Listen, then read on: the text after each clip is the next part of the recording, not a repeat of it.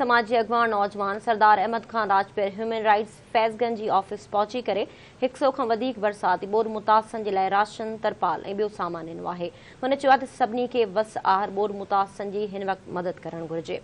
ज़िक्र अवां सां कयूं पिया नाज़रीन, समाजी अगवान नौजवान सरदार अहमद खान राजपीर ह्यूमन राइट्स फैज़गंज जी ऑफिस पहुची करे 100 खां वधीक बरसाती बोर मुतासिरनि जे लाइ राशन तरपाल ॿियो सामान ॾिनो आहे। हुन जो चवणु आहे त सभिनी खे वस आहर बोर मुतासिरनि जी हिन मुश्किल घड़ी में मदद करणु घुरिजे।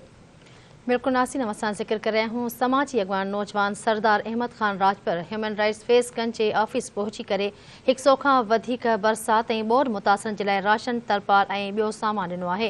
हुन चयो त सभिनी खे त वस आहर बोर मुतासिरनि जी हिन वक़्तु मदद करणु घुरिजे। इन हवाले सां बासित चांग रिपोर्टर सां लाइन ते मौजूदु आहे। जी बासित, ॿियो कहिड़ी तफ़सील आहिनि नाखा कजो?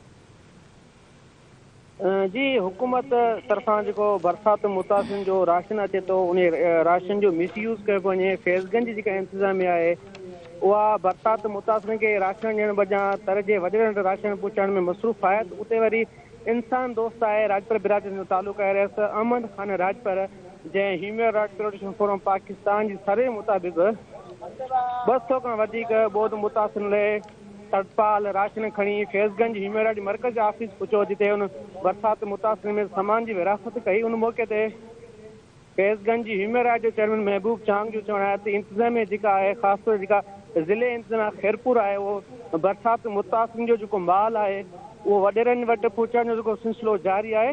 ऐं सदन वधीक चवणो हो त इंतिज़ामिया रिलीफ जी मद में रोज़ाना। ठीक है बासित, वरी महिरबानी तफ़सील आहे।